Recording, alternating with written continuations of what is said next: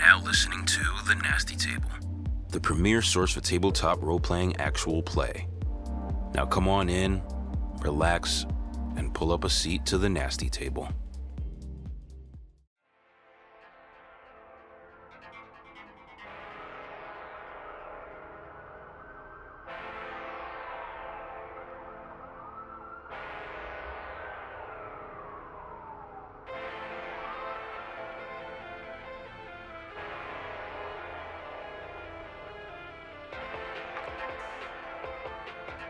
Last session at the Nasty Table. No, step away from the trains! We're gonna pursue the deaths in red Plymouth Barracuda. Sexually explicit photos of children. Pushes all the shit off his desk and throws a map down. This is the west side of the town. Is this Grain in the room with us right now? Got this car right when he came back from the service. This is evidence. Don't tamper with grain it. is in the room. Who's distributing this grain? I need to make a phone call. I smell it. Where's it from? Wednesday, same place. Swaps from RJ. The murder is closed. This is a separate investigation. Chuck Berry's your grain distributor. Is his owner Johnny B? Johnny B. Good? Yes, it's Johnny B. Grain Distribution. I love that hoodie. Did you work there? Doesn't Liv's dad like own them or something? Isn't that what it Liv's is? dad owns the Dairy Queen, so I got all the free merch. Okay. Yeah, I like how it's just all black. I know, dude. I like it. Like, It's kind of like first glance, you're not thinking Dairy Queen, right? Yeah, this is the only one where I was like, oh yeah, you got it. I gotta get hooked up with one of these Yeah. hoodies. Like, the dog's 10. That's like That wasn't 70 on, in right? dog years. That wasn't on. That should never put that out. Oh, that's going in the that's going in please the, no. in the final draft. Oh no. That Investigate this fucking session. candle does not want to stay Damn, lit. I got it. Come on, you bitch. Pause for edit. Where's the lighter? This right there. Over podcast there. is sponsored by Not Big Yankee Lighters. Candle. Daniel, that's a Yankee and it ain't staying Yeah. lit? How fucked is that? That's fucked. Bobby Tillman wick is is in the fucked? room with us right now. It's kind of fucked. Well, let's fuck him up. It's probably. Beat his ass. It's way too low. It's gonna go out again. Only if you like dig it out. I wonder. It's too short, bro. What, the candle's fucking broken? You cut it too short. I didn't cut it at all. Someone cut it. You gotta charge Bobby Tillman cut it. I don't know what to do. Fuck it, leave it. I'll work on it. What a shame. probably have to like dig it out. Yeah, probably. It's a big fucking candle too. It's fairly new. Yankee candle's a nice Yeah. There was a little bit of throw up there. Oh. I mean, People. you look at this from any Yeah. angle, it's a classic grain for kitty porn swap. I mean, that's what I'm textbook. saying. You were taught that in fucking training camp. That's right out of the fucking book. Maybe it's just grain for kids, man. No porn. Grain for kids? Maybe. Maybe. We will see. I love It's kind of like that thing in elementary school where you would like do little word games and donate rice. Yeah. Someone should trade 3 sheep for a kid. 3 sheep for a kid. Oh god, dude, that like literally still happens to this day in like other countries. Like, I give you my daughter for fucking 16 head of cattle. yeah, like it's like all right, bet. Like, That's the dowry. That's an That's the insane dowry deal. payment. yeah, like how you gonna go home? You think my work daughter's here, worth bro. 16 gattles? I'll take it. Yeah. How you gonna sit at dinner and be like, babe, we made some serious money today. That's all I gotta say. Anyway, with the conclusion of your shift in violent crimes, the 4 of you exit out and into the cold. See ya. 7 a.m., the sun barely beginning to crest above the horizon, casting an orange glow that jumps from rooftop to rooftop all across Linwood Falls. You each begin making your various ways home. So I do want to take this time and basically have you guys kind of describe what the drive home is like, what you do when you get home. You guys are leaving at 7 a.m. You know, and I am curious about what you guys are going to do in these 12 hours that you basically have until your next shift. I would ask, and this is also, you know, from a mechanical standpoint, you're going to have to set at least 6 hours aside for sleep. So for those 6 hours of time, I'm curious on the going-ons. Our next shift is at 7 tonight. Yes. Roy is driving home, and he What kind of car does Roy drive? are Dodge Durangos. Did they exist in the 70s? Here we go. Off to Google. I see you driving like a PT Cruiser. You think Roy's a PT Cruiser? I think Roy comes off as a PT Cruiser guy, but then it's like Yeah. he's just got a daughter at home. He's got a, you know what I'm saying? I don't know. You need room in the Dodge Durango to take. daughter. Man, I'm just seeing 79 in the Durango. No. All right, he'll take a PT Cruiser. A nice. Hold on, nice- I'm gonna yeah. I'm gonna get you a Durango, kid. switch Oh, it was a Dodge Durango. He's I'm like- looking at fucking listings right now. He's like, Dodge Durangos don't exist in this timeline yet. All right, PT Cruiser. No, I don't think so. I don't think there was Dodge Durango. I believe that I'm gonna make the call. Okay. Yeah. This is The Godfather came out a year early, and the Dodge Durango doesn't come out until 1979. No matter what. All right, fair. Roy is in whatever would look like a Dodge Durango at this time. Okay. 1972 equivalent. 71. Or 71, yeah. And he's got in his cassette tape the Hawaii 5-0 theme song playing on his 10-minute drive home. He's just got it on loop. He's telling it, he's talking to April and he's like making fun of the show, but he's into the show. And he's listening to he likes it so much he's listening to the theme song on the He drive. likes Hawaii 5-0 that much. He's pretty into it. He's pretty fucking into it.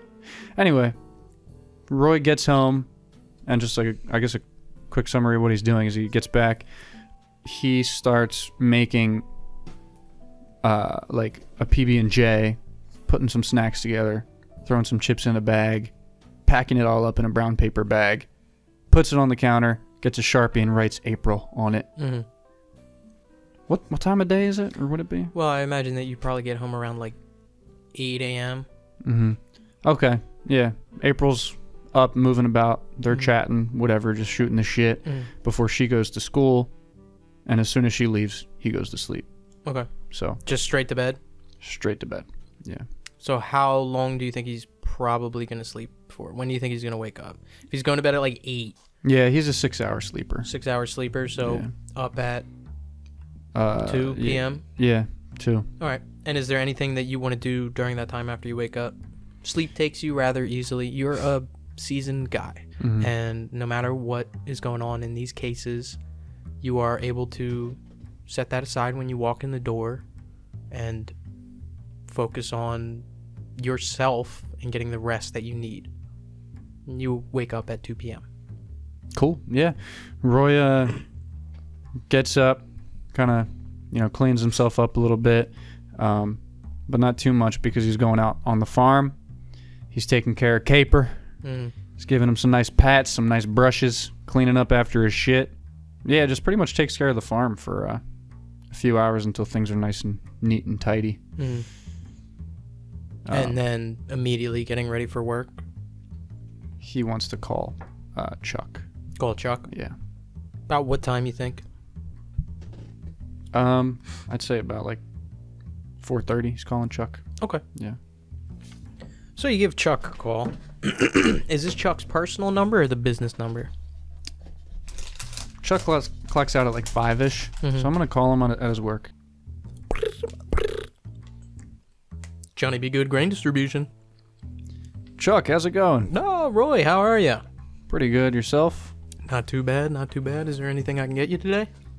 No, not today. I got a couple more weeks on me now. I just had a quick question for you, if you can spare some time. Yeah, go ahead.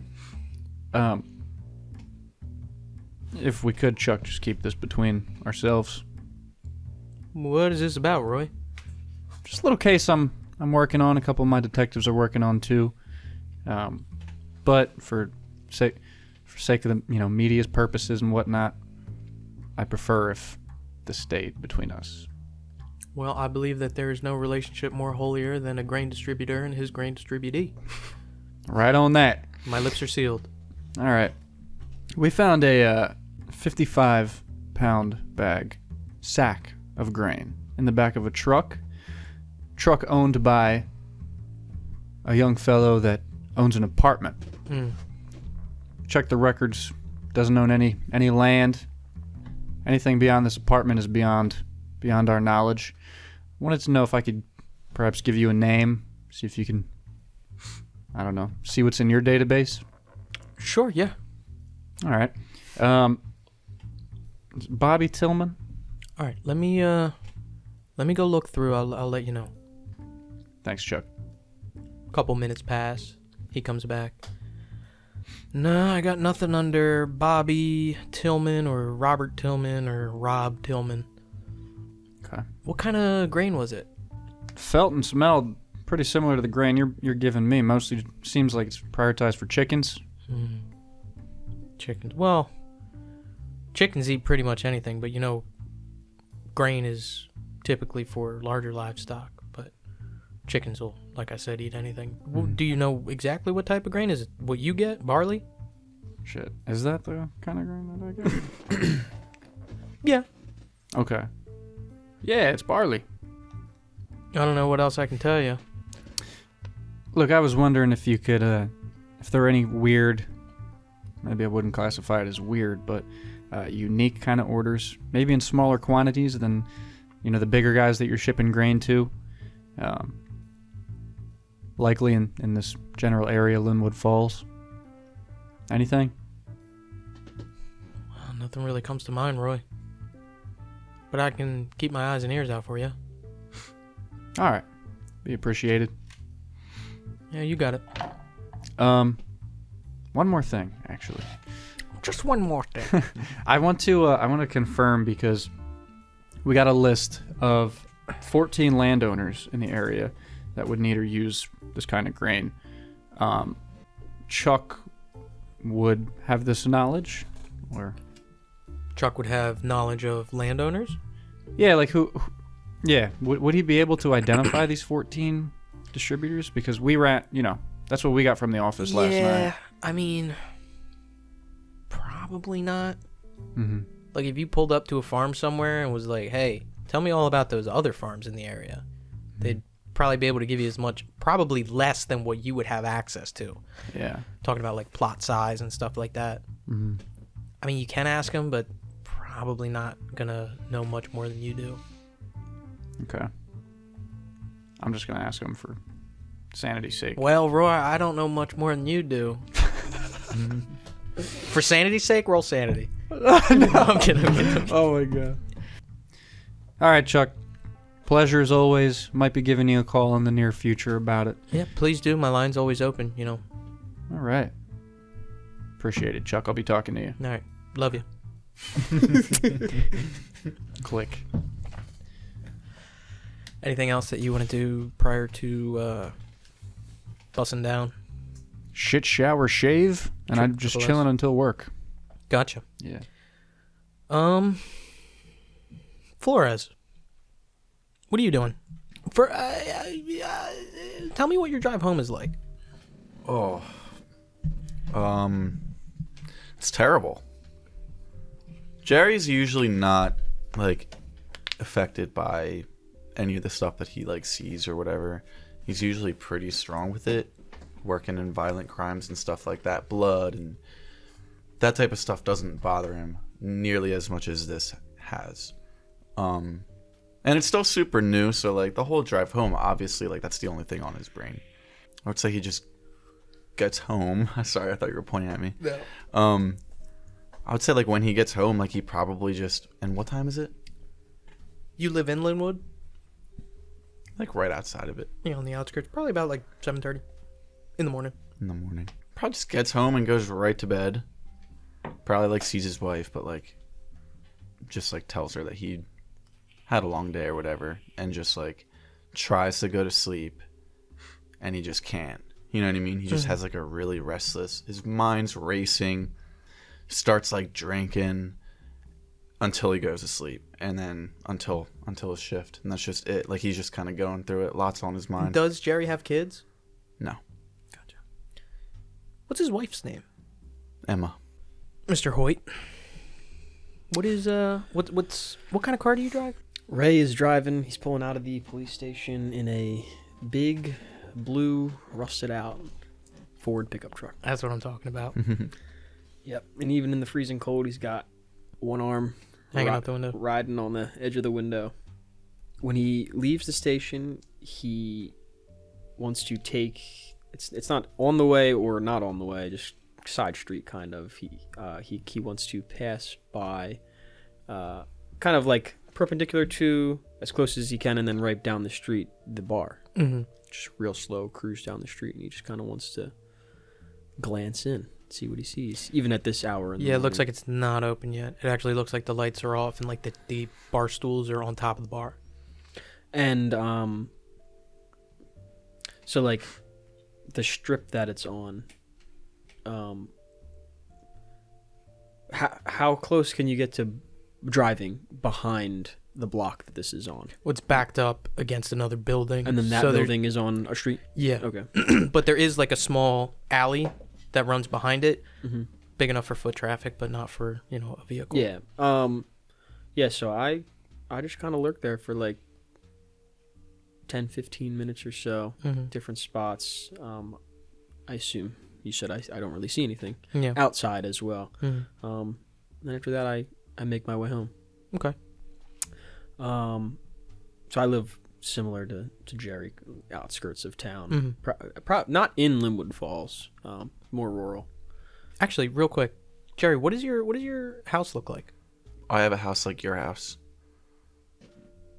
For the listening audience? Really long driveway. I mean, you do have neighbors, but like more isolated than your house, but like long driveway, like kind of like back in the middle of the woods. Uh-huh. Not a huge house, but like a nice house, like a nice little thing. No neighbors. No neighbors. Nothing. Gets pretty crazy in the Flores household. Yeah, definitely. And so you're talking about going home, and I was curious what Ray's house looks like too. Ray has like a really, really, really nice trailer. Oh, Like okay. a nice double wide, and it's not like in a trailer park. It's similar to Jerry. It's like he could go hunt on his property and no one would know the. So it's more like a prefab cabin type thing. Yeah. Yeah? Sort of. Mhm. Sort of. It doesn't look great. But Okay. it's sizable. Alright. Like it doesn't. You can tell he's not like poor or Mhm. anything. And is Sarge the type of dog to run up to greet you, or is he obedient and kind of sitting by the door when you walk in? He'll like walk up to greet. Mhm. Yeah. He's obedient. He knows what's up, but he's friendly. He's not a total police canine. Mm-hmm.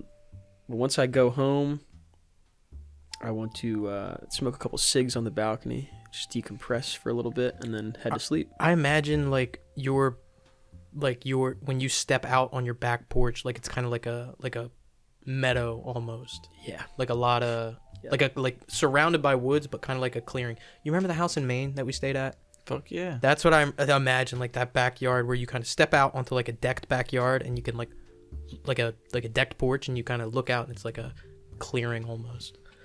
So you rip a couple cigs and hit the sack. Yeah. What's going through your mind about the case?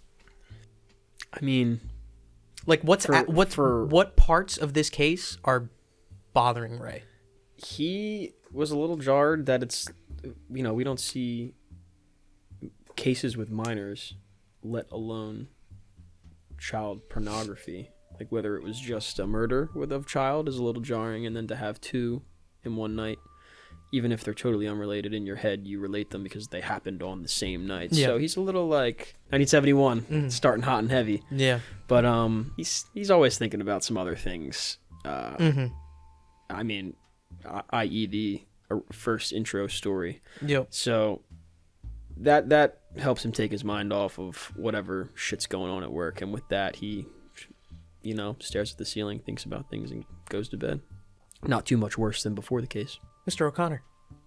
Assume that Caleb is driving home and goes home 7:30, probably waits till about 8:30, and then, as to not rush it, when he wakes up, he's going to want to call those schools.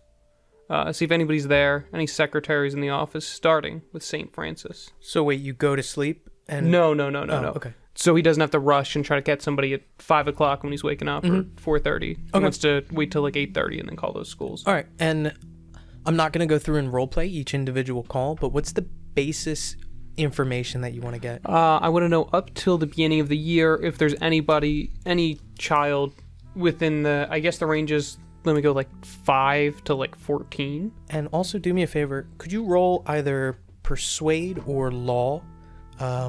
Because this might not be information that they're comfortable giving out over the phone. I'm gonna roll persuade on this. Go ahead. That's a 1 on an 80. Nice. How do you kind of phrase it?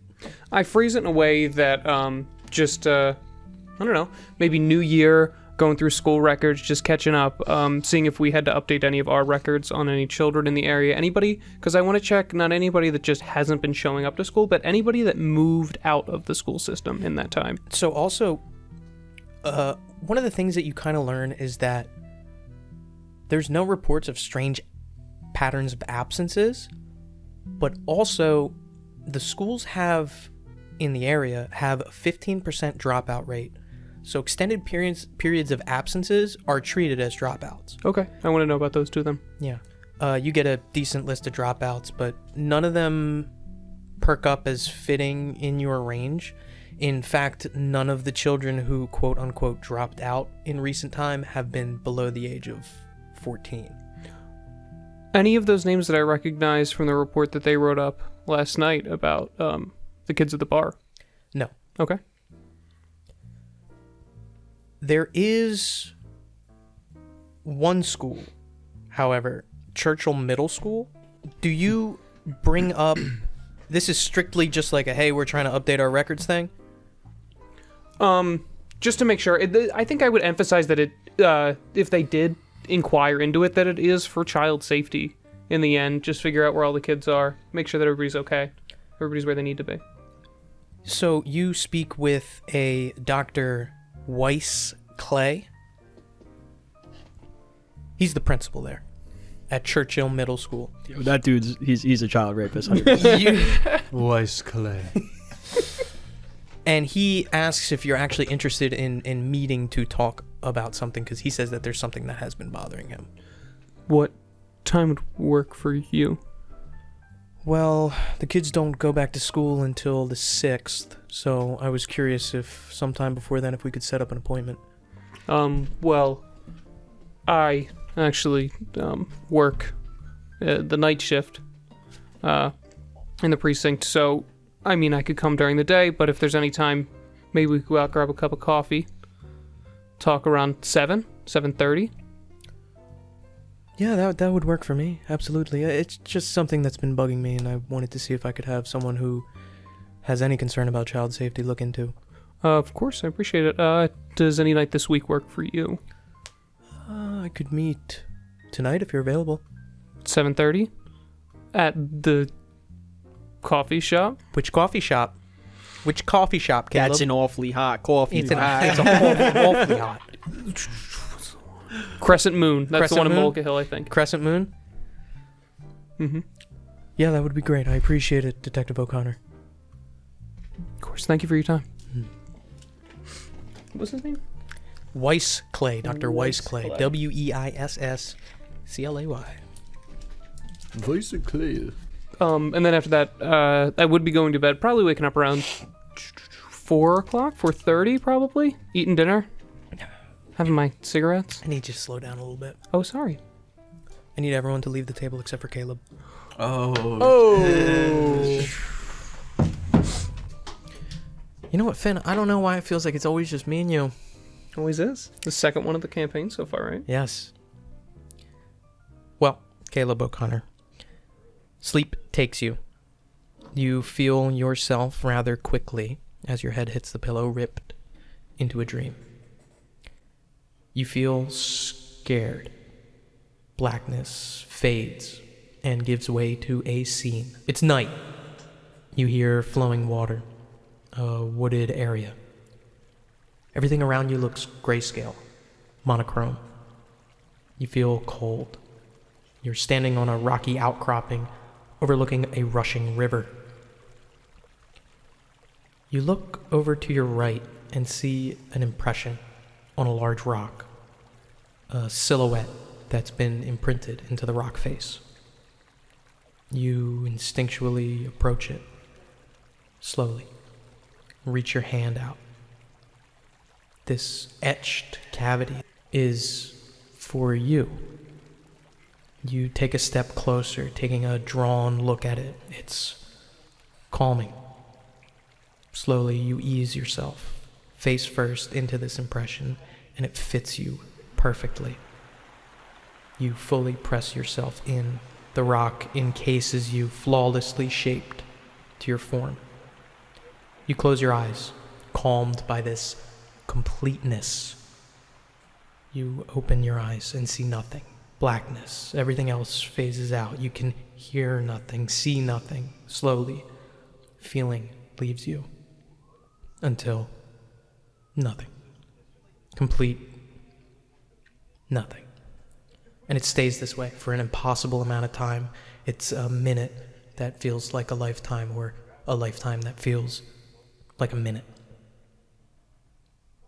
Then you recognize a pair of eyes shoot open and stare in you. A soft voice whispers, "Help me." And you shoot awake, freezing cold, drenched in sweat, heart racing frantically. You look around, and you're in your room. Should I recognize these eyes? You don't know where. They just felt familiar. Did I recognize the scene around me? And somewhere you've never been. I'm still in, like, a panic, you would say? For a couple of seconds. Is anybody next to me? It's your wife. She is next to me? At this point, do you think she's on the same sleep cycle as you? No, probably not. Then she's probably not there. No, I want to walk out into the hallway. Mm-hmm. Is she... In the kitchen. She seems okay? Yeah, seems like she's making you a pot of coffee. Don't say anything. I don't know if she would notice me, but I'm going to walk in, check on my mother. She's okay. She's fine. Reading. Did I recognize the scene of, where I was on that river? Nope. No. But it did feel familiar. Like all the different pieces of it kind of came from different places you've seen, and the more you think about it, the quicker the memory of the dream begins to fade.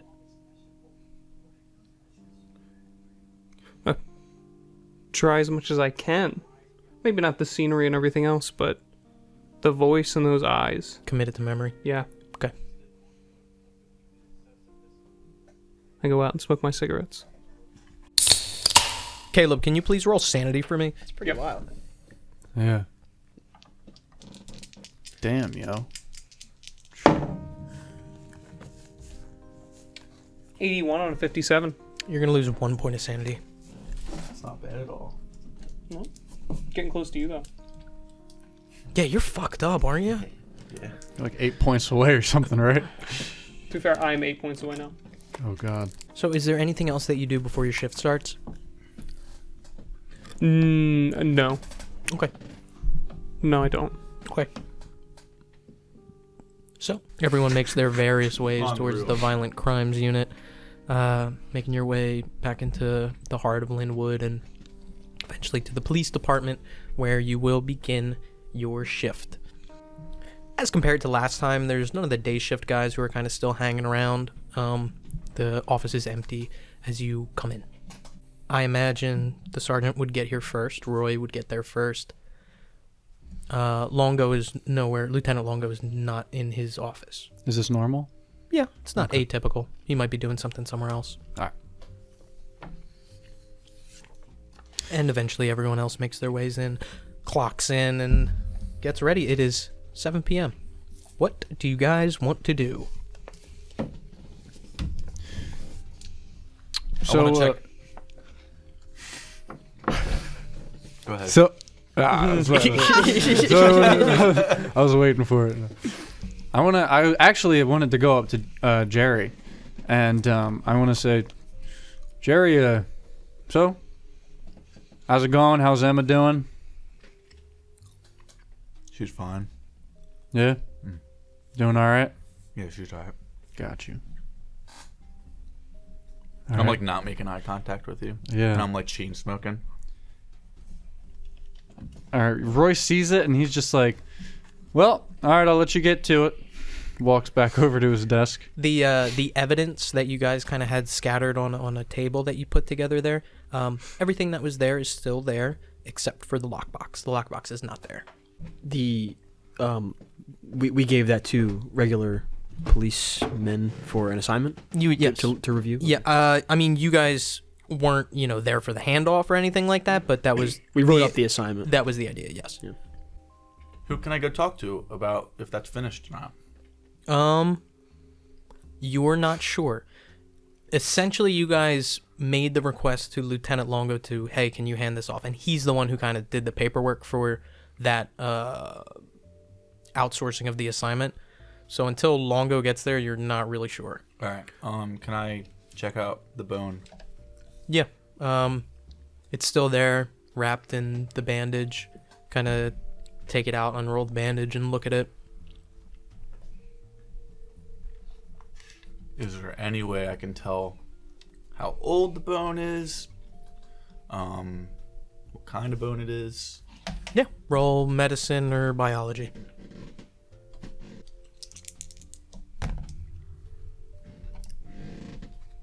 $86 on a 20. No. All right. You would definitely need a medical professional to look at it, you think? All right. I want to. Because it's not like a really obvious bone. It's small. I want to not even call the coroner. I just want to go there. Go to the morgue? Take the bone and go. Okay. All right. And you're making your way there. I had a question about the bar that they visited last time. Sure. Is the guy that was the bartender, was he the owner also of this bar? That is Ray's understanding, yes. Okay, he's the owner. And, like, I'm just trying to grasp, like, a size. Is this, like, one of, like, the bigger bars in this city? No. It's not? No, it's a smaller bar. Okay. Would bars... But it's like a hot spot for locals. Okay. So then, like, just to gauge this out, you know, like, how, like, certain bars will have, like, where you can, like, they almost have, like, a liquor store in them, where, like, Yeah. you can take stuff to go? Yeah. Would this bar have one of those? No. They don't? Yeah. Okay. And it only takes a few minutes of you guys kind of getting settled in for Lieutenant Longo to make his way down, kind of looks over at the three of you now as Jerry leaves, and kind of give you guys a look. How are we feeling today? Is Jerry gone? Yeah. Okay. Not doing too bad, Lieutenant. Just got here getting settled in. Jerry's took off. I just wanted to tell you that he left and I don't know what he's doing. No, I'm just like, Jerry took off, but should be back soon. He's trying to handle something. Saw him take off with the bone. So, what possible leads do you guys have? At least that you're going to work on today. I plan on talking to the 14, trying to get a hold of these 14 landowners, see if I can find out anything about my case. Well, speaking about your case, we sent some officers out this morning to kind of do an extensive search in the river. I had them start up at Silver Lake, follow the fork down, check both sides of where the river splits. They haven't turned up anything yet. They've been out there since 9. I think I'm going to call them back soon. All right. How's that dam holding up? What dam? They didn't tell you about the dam in the river? Mm-mm. Okay, it's just a small makeshift dam that was right by the park where the body was found. Yeah, I can have somebody check on it. All right. I'm sure, I mean, I didn't go out there with them. I'm sure if they saw it, they would have checked it. And did you hear from Gaines? Yeah, Gaines came back. He's actually out on the search with them now. Perfect. He's pulling a double for this. I appreciate his work. Yeah. He seems pretty shook up about the whole thing. Understandably so. I can't wait for Gaines to get promoted, be in our squad. Don't want So to. I was like, damn it, he already got me. No, because those guys always get killed. I Those know, NPCs that I join know. us. I was talking with a Dr. Weiss Clay from the middle school. Mm. He said he might have some information regarding our case, so I told him I beat him, actually leaving about 10 minutes. Oh, great. What did he say it was related to? Any details? Nothing specific. Hmm. Nothing yet. Okay. All right. Oh, we had somebody stake out that bar. I was going to ask you about that, Lieutenant. Yeah. I got a report for you here. It was a patrolman. What was his name? Aaron Lang. Recruit, young-looking guy. We had him sit there from 1 p.m. to 5 p.m. I got that report for you right here. And he hands it to you. Thank you very much. And I want to immediately get up and just start looking for name tags and stuff, you know, for Aaron Lang. Yeah, and you begin that look around. And at this point, and did you already leave, Caleb, or you're still No, still I was there? going to ask Roy if he was busy with anything else or if he wanted to come along as my partner to this meeting or if he had other matters to attend to today. Sure. I'll come with. Yeah. Sounds good. Also, I know I keep harping on this bar. What time were they called out for that fight? What are you talking about? What time were they called out? What time was the fight reported? Oh, at the Cavalry Club? Yes. So, you guys left at 10. They got called out like 10:15. Okay. And did we get a time on the report that the bar would have, that this fight would have taken place? When the call was, the original call? The original call was at like 9:55. 9:55. I gotta pee. That guy was the principal of the Churchill School, right? He's a fucking asshole. What? So I looked up the laws in Minnesota in 1971 for bars, and you know what they can't do? They can't sell off-sale liquor on New Year's Day, and they can't sell alcohol. They can't be open. Guess what time they can't be passed open on New Year's Day? Fucking 10 o'clock, and he said the incident happened at 9:55. How the fuck did he know that? How the fuck did he know that? Oh my god. The stars look really nice tonight. Did we ever check like the whole bar's employment? People that work there names? We just know the one, right? No, that's the owner of the bar. What's his name? Newton. Will Newton. So, He's gotta have other people employed there, right? We should check that out. I have listened to the first recording like 3 times just to go through and check the quality on it. And so far, and I've listened to the other sessions too, so far, my favorite line in this entire fucking thing has been when you first walk up to Will Newton and you go, Mr. Newton! Just like that. And every single time I hear it, I just like crack a smile because it's just, Mr. Newton! Hey, Mr. Newton. It's very funny to me. But yes, employment records is definitely something that you could get. You would probably have to request that from Mr. Newton. You managed to get a hold of Aaron Lang, Officer Lang, young-looking guy, clean-shaven, short haircut, and he kind of looks at you, almost not like starstruck, but like someone from Violent Crimes Unit is walking up to me right now. Yeah. And he looks up. Can I do something for you?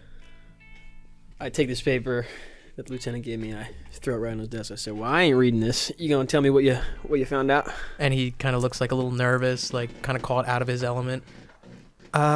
So I went out there. 1 o'clock, they sent me out there. And I grabbed a cigarette. I laid it. And he's like, as he's talking, he's like putting the cigarette towards his mouth, and it's kind of like bobbing up and down in his mouth as he's talking.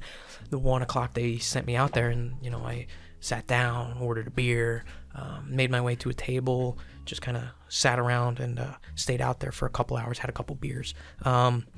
This Will Newton, I didn't notice him serving anybody who looked young.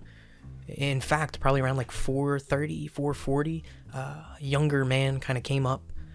Will looked like he was giving him some trouble, asked to see his ID, and kicked him out, didn't serve him. I didn't notice anything else suspicious. No other characters walking in around there. He's coughing on the cigarette. It's gagging. No, I didn't see anybody who looked suspicious or shady or anything like that. Was it just Mr. Newton down there? Did he have a busboy or anything going? Yeah, he had 2 waitresses kind of walking around. 2 waitresses. All right. I appreciate your work, Officer Lang. We'll probably be using you in the near future for some more stakeouts or something. Absolutely. I'd love to be a help if I can be. That's good. Sounds good, my boy. shakes his head. Like, as you walk away, like, he, like, takes a cigarette out and, like, puts it out on a ashtray. Okay. Yeah, so I just go back to my desk. Mm-hmm. So, Roy, Caleb, you guys are making your way towards this meeting with one Weiss Clay. Jerry, you're heading towards the morgue. Not going to roleplay it out, but if you ask the coroner to take a look at the bone, he's able to identify it for you. What is it? It's a bone. Silly. It's a metal. It's a metacarpal bone. Metacarpal bone. That's in your Yeah. foot. No. Well, Your finger. one of them. It's particularly the one in your hand. This bone right here. There's a couple of them for each finger. But it is like this bone, or this bone, this one for each finger. He's able to identify that the age of the person who this bone belonged to is between 10 and 15 years old. The sex is impossible to determine without the full hand, but the coroner, he can tell you that the bone has been removed from its owner for probably more than 3 or 4 years. Was it removed cleanly? Is there any other little detail that I can get from him? So, essentially, the bone itself is completely intact. It's just connected by cartilage, right? So it's not really like it wasn't snapped. There's no way it wasn't. You can't tell how it was removed. Looks to be a clean cut. Maybe it was removed from a corpse that was decaying, or maybe it was the hand was severed and the bone itself was removed, or anything like that. But it doesn't look like it was. The bone's intact, basically. Okay. All right. Take the bone. What's the coroner's name? I'm trying to think. I'm not trying to think of a name. I'm trying to think whether or not this would be Davy Jones. Yeah, no, it is. It's David Jones. Fucking love David Jones, dude. He is a good guy. This is a good man. That's a good ass coroner. He knows his Fucking bones. is. He does. David Jones knows his bones. David Jones knows his bones. All right, Jerry, like, very pleased, shakes Davy's hand, heads on out, speeds back to the office. So you two are headed towards Crescent Moon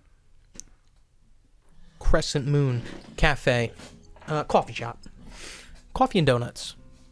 You guys make your way in. Before you guys step in, you can see standing outside is a older looking man who kind of sees two detectives, or a detective and a sergeant. Two police officers step up in front of him, and he kind of like gives you like a side eye, almost like trying to read you as you're approaching.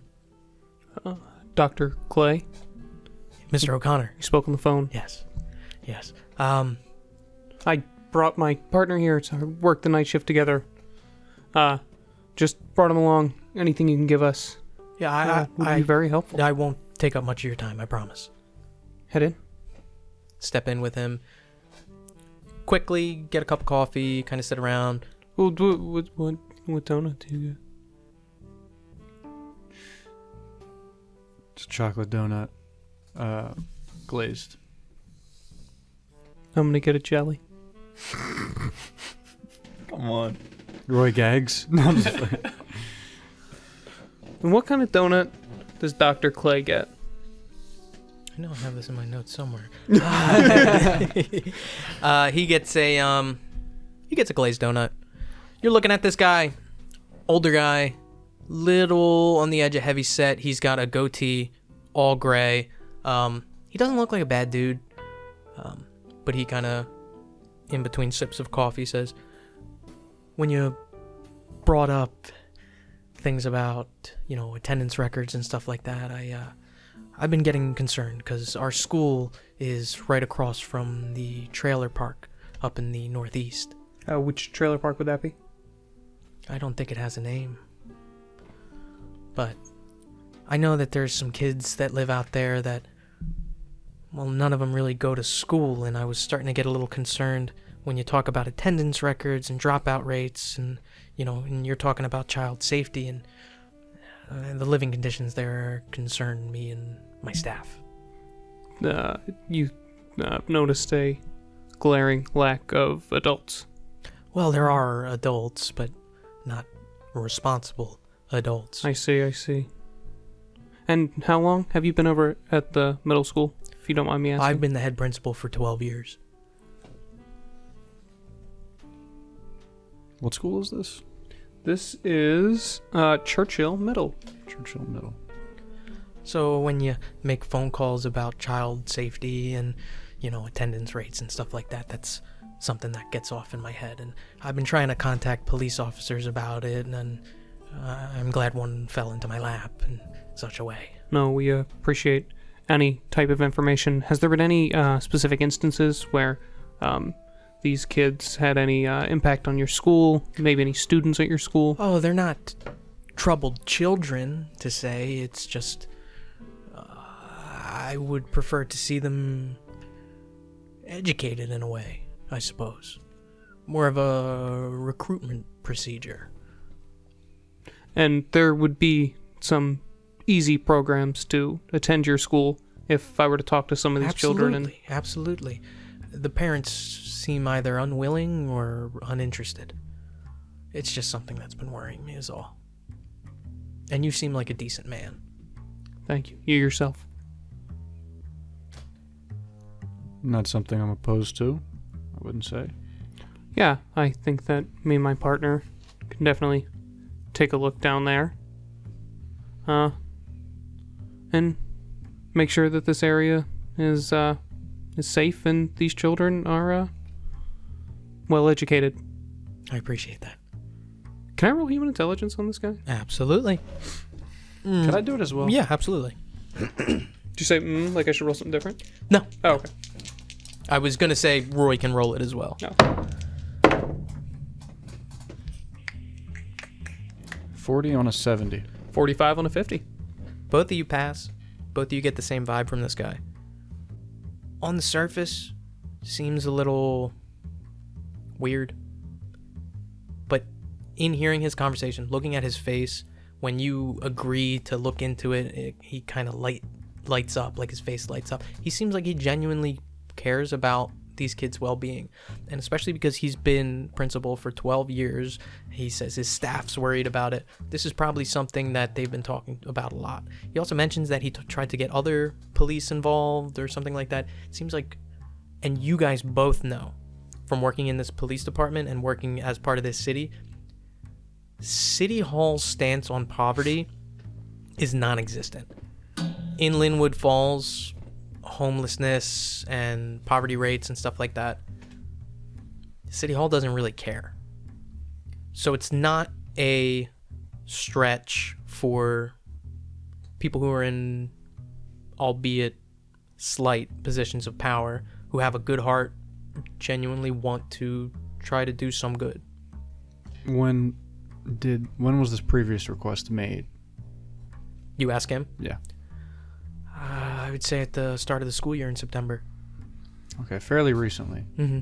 All right. So you would guess either, like I said, City Hall doesn't care, or that hasn't been passed down the wire yet. Mm-hmm. And would this be a responsibility for violent crimes? Probably not. Mm-hmm. But never told him I was part of violent crimes. It's true. Just a concerned officer. Finally giving in to his request, maybe. Well, you finish your coffee, finish your donuts. Yeah. Make your way out. Thank him. He thanks you. Solid handshake, and tell him anything else that ever comes across. Feel free to give me a call. Jot my number down on the back of the receipt. Mm-hmm. Hand it to him. And he kind of looks down at it and, thank you. I really appreciate that. I appreciate all that you're doing for this city. And he nods. Roy just shakes his hand. Mm-hmm. Dr. Clay just walks away. Gotcha. So is it the northwest or the northeast? Northeast. It is just trailer park. So, do you think this is something worth looking at? Are we back in the car at this point? Yeah. All right. Do you think that this would be something worth looking into? We have at least one missing child, possibly more. You got anything going on for the rest of the night? I'm with you. I'm pretty much waiting on the report to get back when they finish cleaning up finish looking around at the spot at the site. And almost as if on cue from God, your radio goes off, and you hear Lieutenant Longo's voice. Sarge? Copy. Sarge, I found something. I want you to make your way back to the station. I look at Caleb and just bite my tongue and Copy that, we're headed back. Okay, suckle. Can I flick the lights? do you ask for it or just do it? Yeah, no, I ask him. Yeah, just go for it. What sound do they make? What sound do they make then? I think Nick nailed it. I want to hear it. One of the long boys.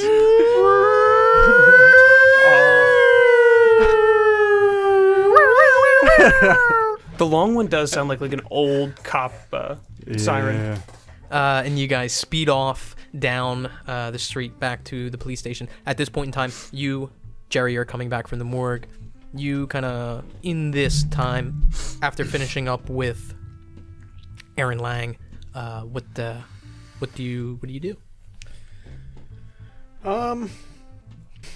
So Ray, he's all right. To the rest of the group, when you come back, Ray is at his desk, seemingly kind of just sitting around smoking a cigarette, waiting for you guys to get back. Just taking it low key. Yeah. Hardly working. He's really looking through files,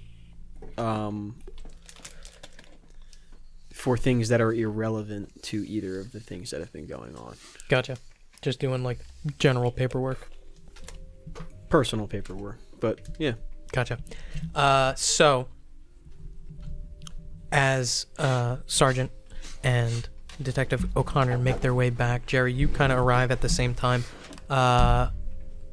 You guys walk down into Violent Crimes to see Ray sitting at his desk. Lieutenant Longo walks in shortly after and looks towards Sergeant McNeil and says, Officers Gaines and Burks, they found a jawbone. They think it might be related. Are they still outside? They're on their way back with it now. The rest of the officers are still finishing up. All right, we'll be waiting for him. Gaines and who? Burks. Am I like right here? Yeah.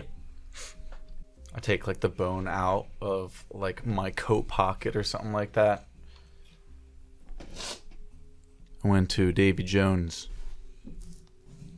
10 to 15 years old. Oh, it's on the desk? Yeah, just put it there and I start walking away.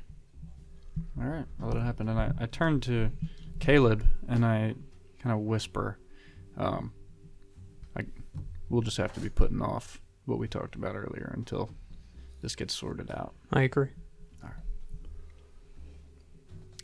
You got, I like, how, can you explain, like, we're in like a room with our desks? Like, is that what it's like? So the Violent Crimes Unit, like I explained, I think I only said it once in the first session. Basically, you walk in the front door of the police department, walk down a set of steps that are off to the left, and it's basically like a basement. It's a room with 2 private offices and a whole slew of desks.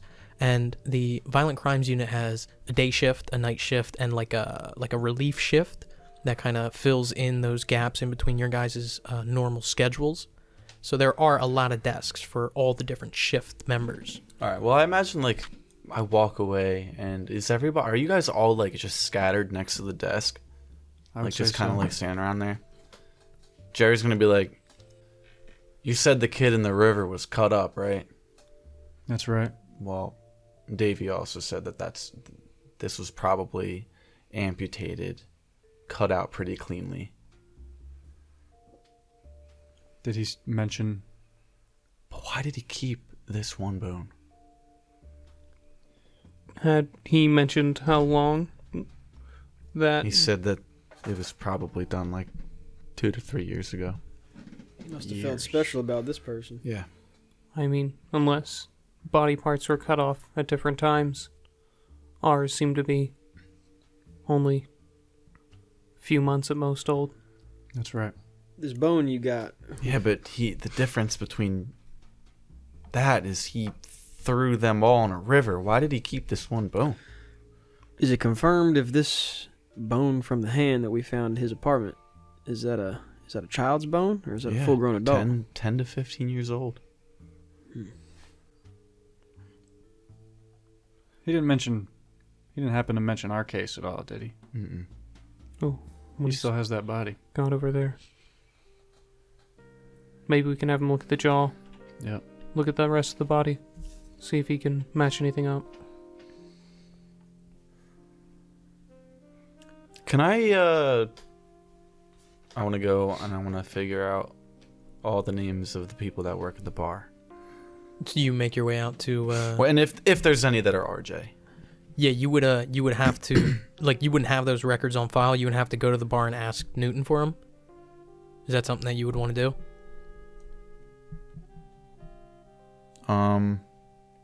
Yeah. Yeah. Okay. You make your way out. Jerry leaves. A couple minutes pass, and stepping down into the violent crimes unit, you guys recognize Officer Gaines, and you recognize Officer Burks. I believe he was one of the officers that was at the cavalry club when the incident first went down. Gaines looks pretty shot. You can see him, eyes drooping a little bit. He's got a evidence bag in his hand. What does Officer Gaines look like? I mentioned before he's probably like early 30s, black, bald, shaved head, decent build. Okay. Walk up and I shake his hand. I imagine I know Burks, but I know what Gaines has recently went through with this case. Yeah. What you got for me, Gaines? So, me and Burks, we split off. The river basically forks. You guys found the body. Well, and he kind of catches himself. I found the body, Statterley Park. We decided to expand the search. Maybe the body was dumped further up the river, so me and Burks, we checked that right fork. It runs behind a golf course. The creek thins, really thin. And he kind of holds up the bag, and you can see it looks like it's tough to tell, honestly, what it looks like. He says it's a jawbone, skin still attached. It was in the shallowest part of the water there. It's small, so it's not a leap to say, even without medical examination. And he kind of loses his train of thought. If you want, I can take it over to the morgue. I could have someone look at it there. Do you want me to go? How long you working till? And he kind of like looks off. I'm not really set on a schedule right now. Can I roll a human? Like, does he want to do this, or I kind of want to hook him up if he doesn't want to do this. Roll human intelligence. What's up? Is the bag clear?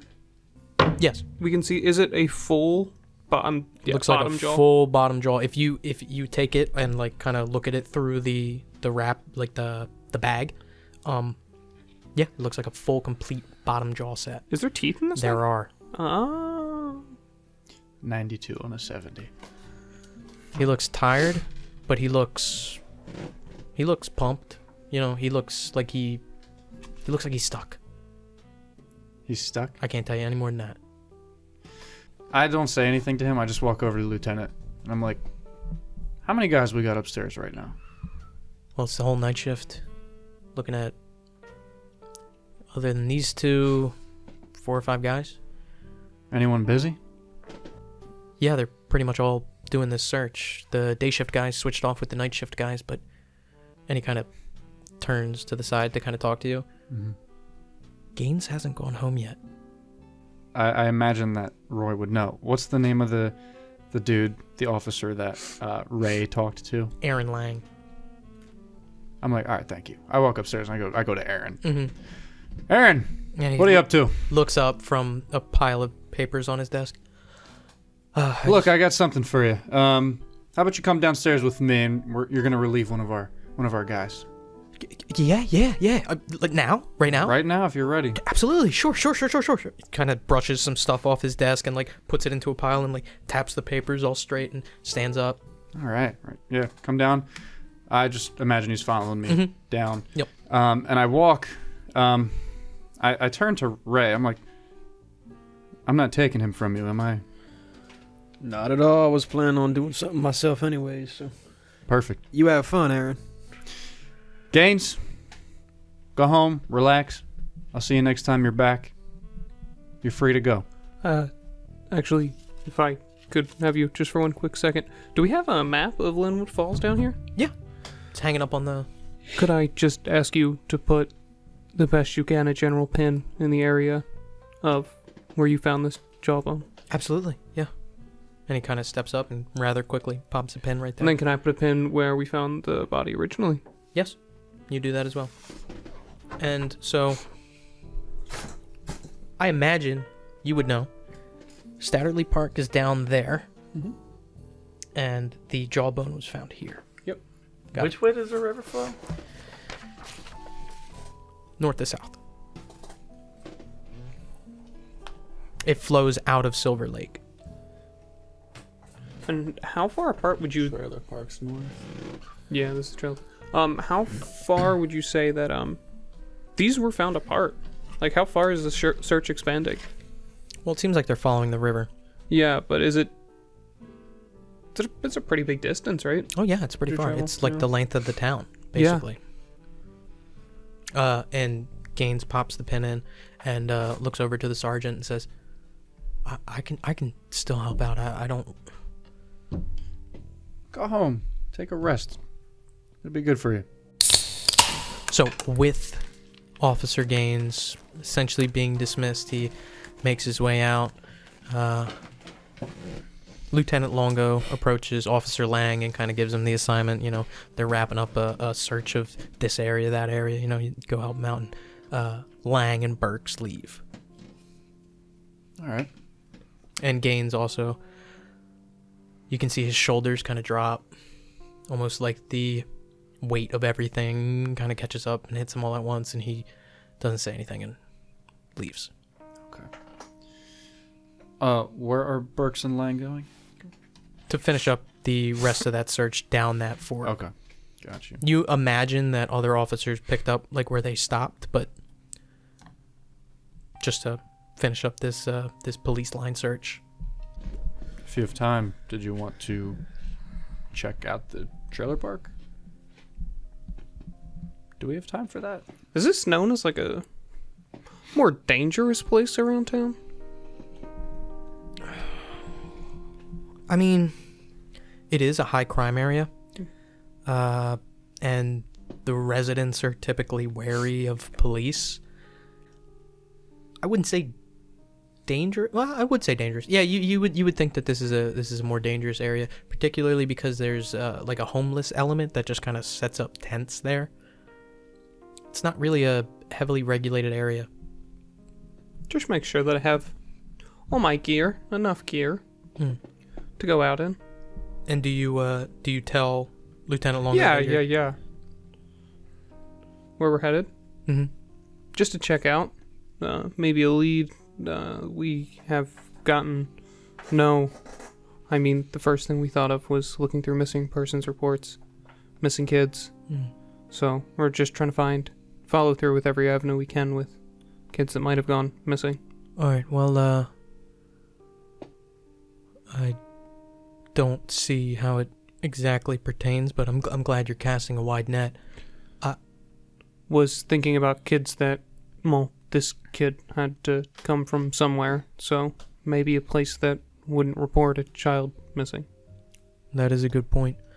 If you get finished up at a decent time, I think I have a pretty good idea of something you guys can do to progress this case a little bit.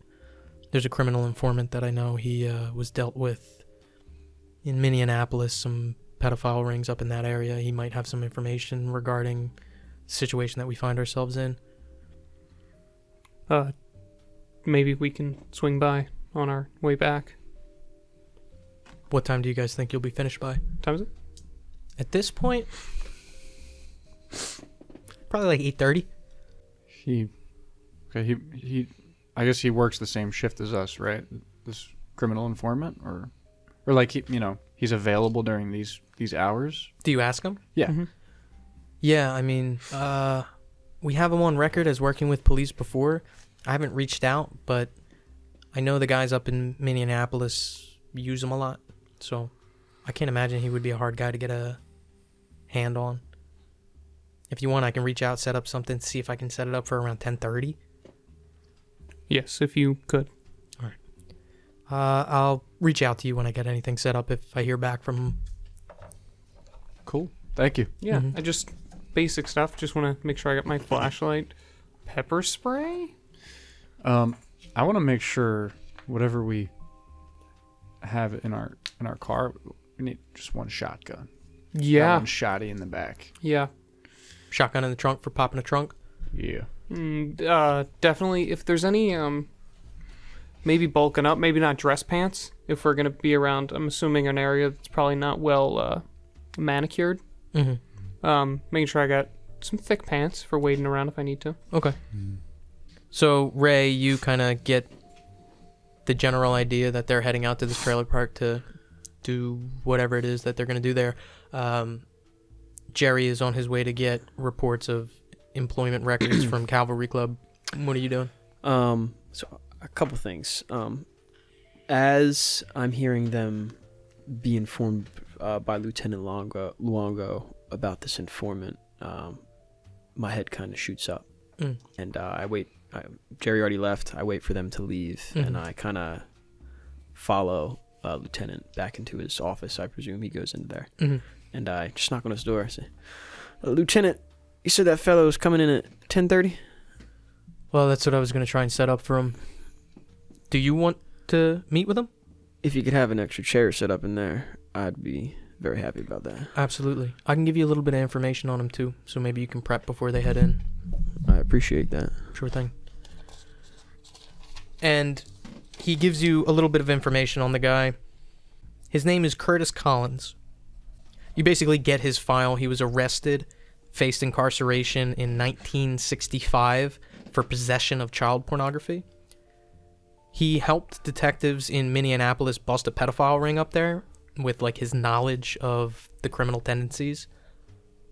His charges were lowered and then eventually dropped altogether because he was so helpful in basically building this case to take down a sizable number of criminal pedophiles. He doesn't live in the area, but not too far away, probably like an hour away.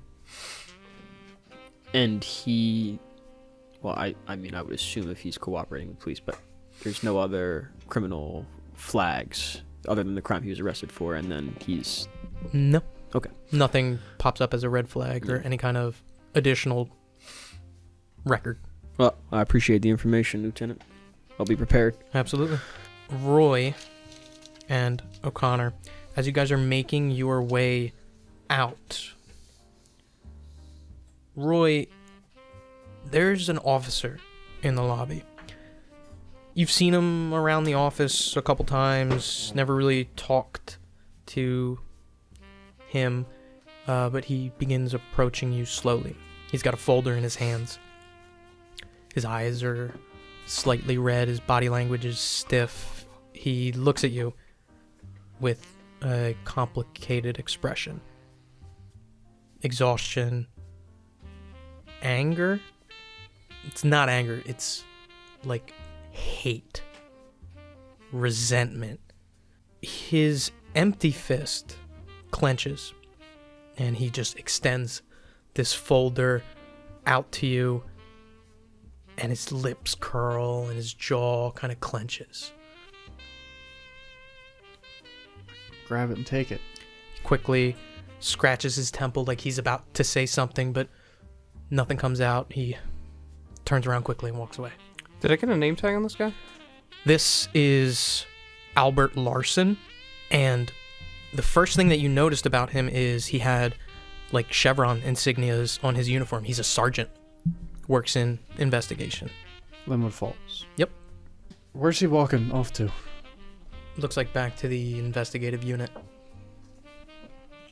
Okay, open the folder up. It is a report on the lockbox pictures. Roy, he does like, not like a of disgust, but just like, oh Jesus, okay. Okay, I sift through it. A lot of information here. The first thing that you can gather is that this report is halfway done. Looks like it's going to take them another shift to do it. Ooh. But they have a decent amount of information for you. First of all, 32 pictures in total, consisting of 20 Polaroids and 12 regular cut photos, like 8x10s that have been cut. The second is that there's no dates or any markings or scribblings on any of the pictures. Each picture shows a single subject. Their face is always cropped out. Typically, the entire head is cropped out, but in a few cases, it looks like the bottom half of the face is in the picture. 20 of the pictures depict males, 12 depict females. No apparent visible injuries. At least 25 different individuals. It's difficult to determine exactly if there are, the same individual in different pictures, but there's at least 25 different ones. There are no sex acts, only poses. At least 12 different locations. Carpeted rooms, warehouses on a mattress, different furniture and stuff like that. Also, it seems like the investigative unit is in the process of making censored copies for additional evidence. Generating physical descriptions of each subject is also something that they're doing, and they're also looking into case tie-ins. Did it mention any of these pictures? None of them were outside, it seemed? No. Okay. What's the lighting? Actually, I just want to take the folder downstairs. I just want to walk it downstairs, knock on the lieutenant's door. It looks like he just finished up a conversation with Ray. Okay, just... Am I there? Yep. Yeah, I just want to wave it over to the lieutenant and be like, day shift's halfway done the report. Hand it to you, and I say, you might be interested in this while we're gone. We can get back and talk about it. I'm not interested, but I'll take it. Understandably. Walk out and leave with, if Caleb still wants to leave, yeah. Yeah. At this point, Jerry, you make your way towards the Cavalry Club. Will Newton is behind the bar. Looks like he's tending the bar. Kind of sees you walk in. Detective? Mr. Newton? How you doing? I have been better. Me too. Listen, I just want to get a record of all the employees that work here, maybe have worked here, say, in the past year. Yeah, I can get you that. All right, thank you. Mm-hmm. Short time passes. Looks like he goes into his side office. Comes back with a list of names for you. Looks like there's about 20 people that have worked here in the past year. Looks like on staff right now, he has himself, an additional bartender, 2 waitresses, 2 cooks, and a busboy. Can I take a quick scan on the names? Nothing pops out as familiar. Nothing RJ? Nope. No names that start with R at all. Okay. He seemed nervous to me. Why does he say he's been better? Roll human intelligence. 21 on a 71. He had a murder happen in his bar last night.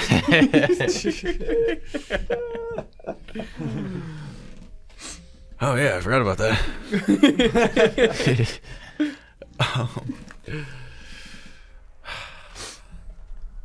All right, I'm going back. Okay. I'm going fast this time. Okay. Pedal to the metal. Pedal to the metal. So, with new leads and continued investigation in Linwood Falls, the 4 of you are hard at work, but that is where we're going to pick up next session.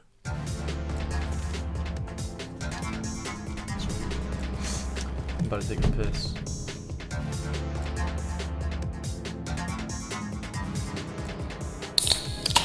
Thanks for listening to this episode of LFVCU, a Nasty Table production.